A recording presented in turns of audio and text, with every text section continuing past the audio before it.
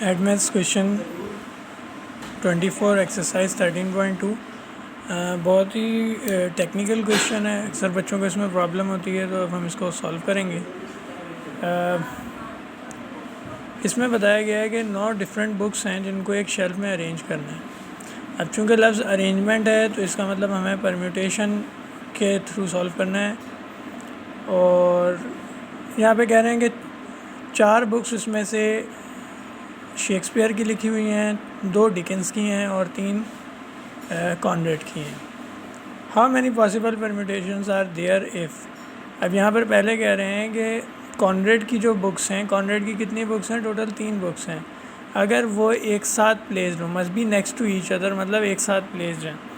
ऐसे केस में मेरे पास टोटल 9 बुक्स हैं, तो मेरे पास टोटल 9 प्लेसेस हैं जहाँ पर मैंने वो बुक्स रखनी है।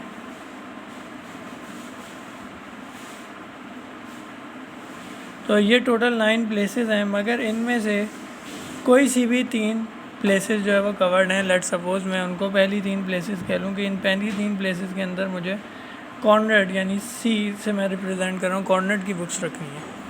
तो बाकी जो 7 पोजीशंस हैं उसके अंदर आपके पास जो पॉसिबिलिटी है वो डिकेंस या शेक्सपियर की बुक्स की है, और वो किसी भी अरेंजमेंट में हो सकती हैं। तो हम इसमें सॉल्यूशन के अंदर परम्यूटेशन को यूज़ करेंगे। ये जो पहला सेट है इसकी परम्यूटेशन होगी 3 फैक्टोरियल, और ये जो बाकी की जो 6 रह गई हैं, अब इनको इसके साथ यानी ये एज आ ग्रुप कंसिडर होगा, और ये 1 एंटिटी के तौर पे कंसिडर करेंगे, यानी कि 1 और ये बाकी के 6 मिलाकर टोटल हो गए 7। तो इसका जो जवाब है वो 3 फैक्टोरियल बाय 7 फैक्टोरियल से आएगा। अब आगे कैलकुलेशन आप कर लेना। नेक्स्ट है the books by Dickens are separated from each other. अब इसमें डिकेंस की जो बुक्स हैं वो एक दूसरे से सेपरेट हों। तो इस तरीके के क्वेश्चंस को जिसके अंदर हमें यहाँ पे सेपरेशन का है, ऐसी सिचुएशन में मैं ये करूँगा कि मैं कॉम्प्लीमेंट वाली कंडीशन इस्तेमाल करूँगा, यानी कि पहले मैं इनको नॉट सेपरेटेड यानी एज आ मैं ये कंसिडर कर लेता हूँ कि जैसे पिछले सवाल में डिकेंस वहाँ पे कॉनरेड की बुक्स एक साथ रखी हुई थी, मैं यहाँ पे डिकेंस की बुक्स एक साथ रख के बात करता हूँ। तो मेरे पास अगर पहले 2 पोजीशंस डिकेंस से कवर्ड हो जाएं तो इसको मैंने एक ग्रुप मान लिया, और इसकी जो मेरे पास परम्यूटेशन है वो 2 फैक्टोरियल है, और बाकी इसको इन्वॉल्व करते हुए मेरे पास कितने रह जाएंगे? 9 में से 2 ख़त्म कर दिए तो 7 थे, मगर 7 के बजाय मैं इसको भी एज आ 1 एंटिटी कंसिडर करूँगा। तो ये बाकी के जो एरिया है इसकी जो परम्यूटेशन होगी वो 8 होगी, यानी कि इस पार्ट का जो आंसर है वो 2 फैक्टोरियल बाय 8 फैक्टोरियल से आएगा। लेकिन ये सिर्फ़ और सिर्फ वो कंडीशन है कि अगर ये नॉट सेपरेटेड होते। मुझे अगर सेपरेटेड की निकालनी है तो मैं क्या करूँगा कि मैं टोटल परम्यूटेशन जो कि अगर मैं इसमें बग़ैर किसी रिस्ट्रिक्शन के बात करता कि 9 बुक्स हैं और वो टोटल अरेंजमेंट किस तरीके से हो सकती है, तो उसका आंसर आता है 9 फैक्टोरियल।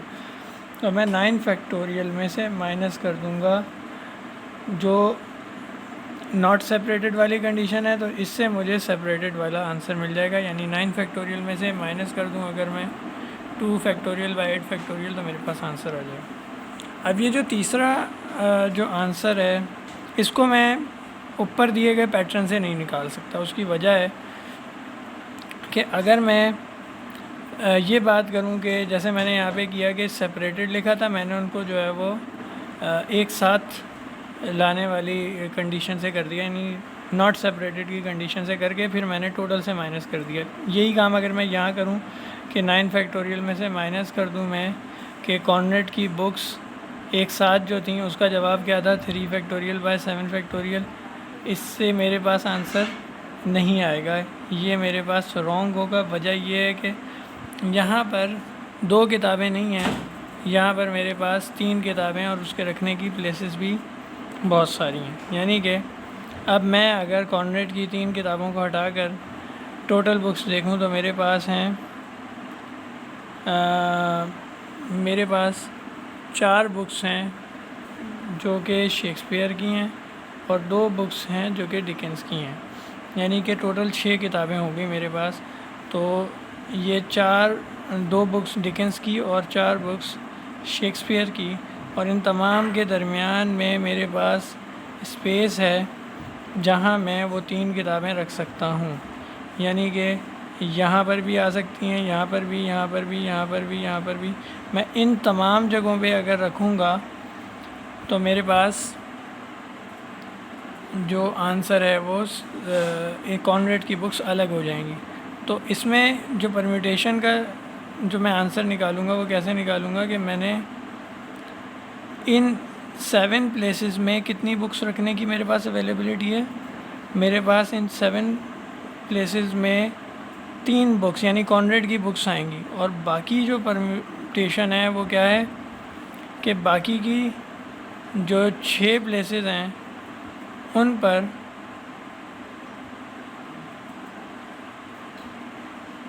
तो इस पैटर्न से अगर मैं सॉल्व करूँगा तो मेरे पास आंसर आ जाएगा।